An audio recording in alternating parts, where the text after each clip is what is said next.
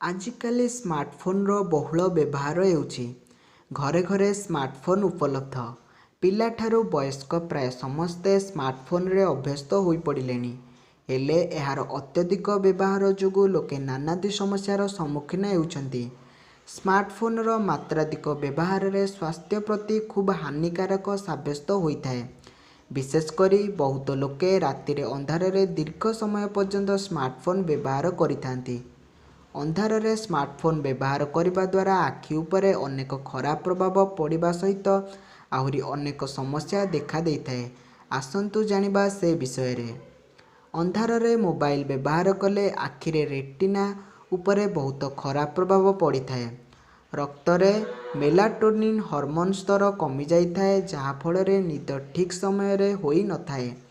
Brain tumour हेबार आशंका बढ़ी जाइथाए और स्मरण शक्ति मध्य ह्रास पाइथाए। यह द्वारा मस्तिष्क को सिग्नाल नेउथिबा आप्टिक स्नायु उपरे खराब प्रभाव पड़िथाए और ग्लूकोमा समस्या पड़िबार आशंका सृष्टि होइथाए।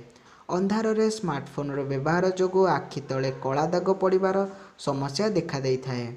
आपण जदि सांग माने एमती रातिरे स्मार्टफोन व्यवहार करछन्ती ताले तांको ए वीडियोटी निश्चिंत शेयर करंतु और आम चैनल को मध्य गोटे लाइक कर दियंतु। रहुचे नमस्कार, जय जगन्नाथ।